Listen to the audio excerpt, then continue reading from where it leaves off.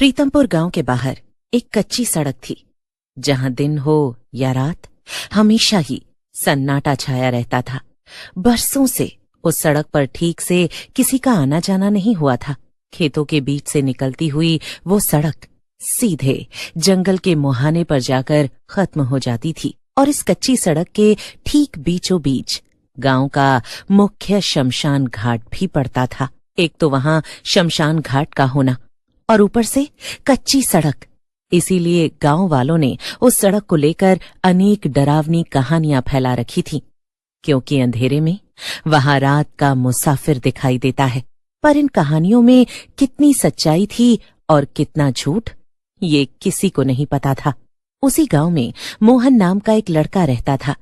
मोहन की मां कुसुम देवी उसी कच्ची सड़क के पास बने एक पुराने घर में रहती थी और आज वो कई दिनों बाद मां से मिलने गांव आया था। अरे मोहन, तू आ गया? तूने मुझे पहले बताया भी नहीं कि तू आने वाला है। अरे वो ऑफिस के काम से वैसे ही इतना बिजी रहता हूँ ना माँ, और फिर ऐसे अचानक छुट्टी मिली थी तो मैंने सोचा कि चुपचाप आ जाऊं और तुम्हें खुश कर दूं। क्यों, हो गई ना खुश माँ? हाँ बेटा, तुमने एकदम सही सोचा। तुझे देखकर बहुत अच्छा लग रहा है। मोहन के इतने समय बाद गांव लौटने पर कुसुम देवी बहुत खुश थी। धीमे धीमे बाहर रात का अंधेरा छाने लगता है और हर तरफ सन्नाटा फैल जाता है।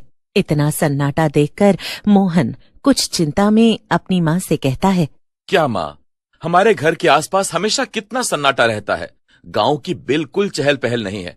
कितनी बार मैंने आपसे कहा है कि दूसरे गांव वालों के पास घर ले लीजिए, वहां दूसरे लोगों के साथ आपका थोड़ा दिल भी लगेगा, मगर आप तो कभी मेरी बात सुनती ही नहीं है। अरे बेटा, मैं इस घर में तब से रह रही हूँ जब से तेरे पिता जिंदा थे और शादी करके वो मुझे यहाँ लाए थे।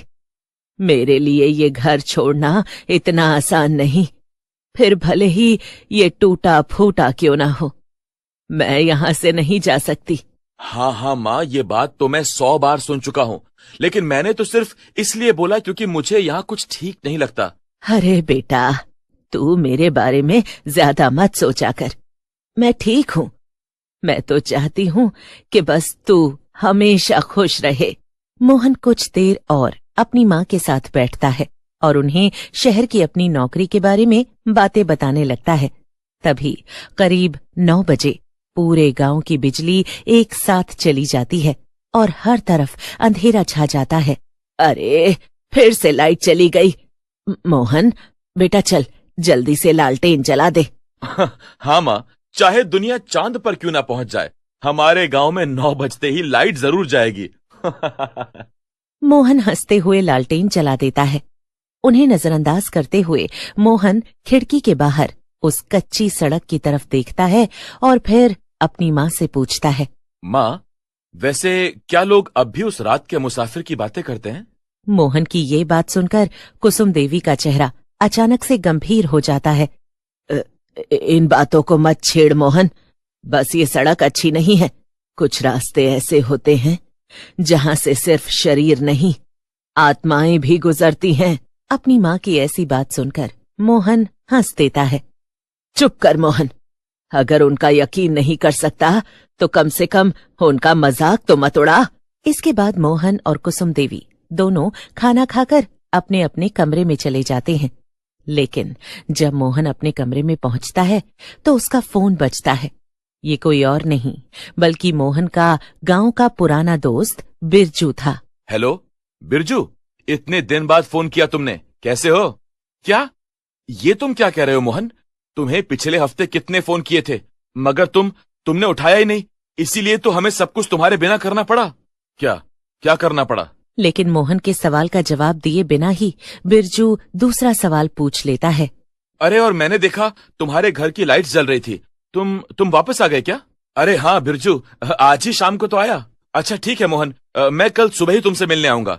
तुम परेशान मत होना, बिल्कुल नहीं। हाँ, इतना कहकर बिरजू फोन काट देता है और मोहन हैरान होकर सोचता है, ये बिरजू इतनी बहकी बहकी बातें क्यों कर रहा था?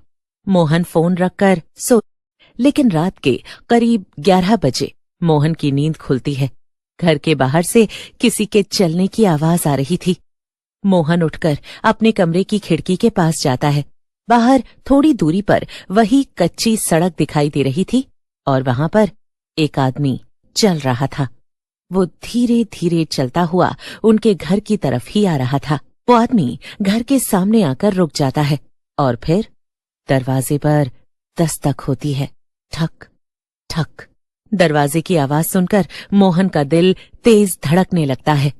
मोहन दरवाजे के पास पहुंचकर धीमे से पूछता है, आप कौन हैं? मैं मुसाफिर हूँ। रात बहुत हो गई है, क्या थोड़ी देर बैठने की जगह मिल जाएगी? आप कहाँ से आ रहे हैं? उसी रास्ते से जहाँ से कोई नहीं आता, गांव की वो कच्ची सड़क, और वहीं को लौटूंगा। ये सुनकर मोहन दरवाजा खोल देता है और वो अंदर आ जाता है। उसकी आंखें अंधेरे में चमक रही थीं। आदमी की नजर घर के अंदर घूमती है और कुसुम देवी पर ठहर जाती है, जो चौखट पर खड़ी थी। कैसी हो कुसुम देवी? अभी तक जिंदा हो? ये कैसी बातें कर रहे हो आप? माँ तो जिंदा ही होंगी ना, उन्हें क्या होगा? आप लोग डरिए मत, मैं तो सिर्फ मुसाफिर हूँ, रात का मुसाफिर।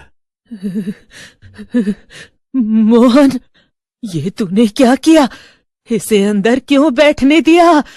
ये कुसुम की बात सुनकर वो आदमी मुस्कुरा देता है, लेकिन कुसुम देवी अपने बेटे मोहन को रोकते हुए कहती है, नहीं मोहन, रुक जा, ये इंसान नहीं है।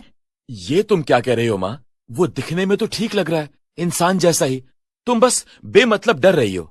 तभी कमरे में अचानक से ठंड बढ़ जाती है, लेकिन तभी अचानक से वो आदमी डरावनी आवाज में कहता है, मोहन, इसे यहाँ से जाने को बोल, जाने को बोल। अचानक से कुसुम देवी की आवाज और भयंकर हो जाती है, जाओ जाओ जाओ, यहाँ से जाओ। तेज हवाएं चलने लगती हैं और सारी लालटेन गिरकर टूट जाती हैं। हर तरफ आग लग जाती है, लेकिन जैसे ही मोहन उस आदमी की तरफ देखता है, उसके होश उड़ जाते हैं। वो आदमी हवा में उड़ रहा था, लेकिन देखते ही देखते आग फैलने लगती है और वो आदमी आग की लपटों में गायब हो जाता है, मोहन की माँ कुसुम देवी के साथ। और मोहन उस आग में बेहोश हो जाता है। अगले दिन सुबह सुबह उसकी आंख खुलती है। मोहन, तू ठीक तो है ना? मैं कहाँ हूँ? और कहाँ? अपने घर में। क्या यहाँ तो आग लगी थी, सब कुछ जल रहा था। मेरी माँ, उन्हें वो ले गया, रात का मुसाफिर, अपने साथ। क्या ये सब तू क्या बोल रहा है मोहन? सच कह रहा हूँ बिरजू, यहाँ घर पर आग लग गई थी, मगर देखो कहीं कोई जलने का निशान नहीं। वो सब तुम्हारा वहम होगा। क्या कह रहे हो बिरजू? तुम माँ से पूछ लो। माँ कहाँ है? मोहन, माँ नहीं है, तुम्हारी माँ पिछले हफ्ते ही मर गई थी। ये तुम क्या कह रहे हो बिरजू? ऐसा कैसे मुमकिन है? हाँ मोहन, हमने कुसुम काकी से कितनी बार कहा था ये घर छोड़ दें। वो रात का मुसाफिर किसी को नहीं छोड़ता, जो उसके चक्रव्यूह में फंसता है वो उसे मार देता है। कितने ही गांव वाले उसकी वजह से मारे गए। एक सेकंड बिरजू, मुझे कुछ समझ नहीं आ रहा। मोहन, ये रात का मुसाफिर जो रात होते ही उस कच्ची सड़क पर टहलता था, उसे जो भी इंसान दिखता वो उसे मार डालता था और फिर उसका शरीर हमें सुबह कब्रिस्तान के बाहर मिलता था। इसीलिए हमने कुसुम काकी को घर बदलने को कहा, मगर वो नहीं मानी और पिछले हफ्ते वो भी उसका शिकार बन गई। क्या? तो मुझे इस बारे में पता क्यों नहीं चला? हम सब ने तुझे कितने कॉल किए थे मोहन, मगर तूने उठाया ही नहीं। इसीलिए हमें कुसुम काकी का अंतिम संस्कार करना पड़ा।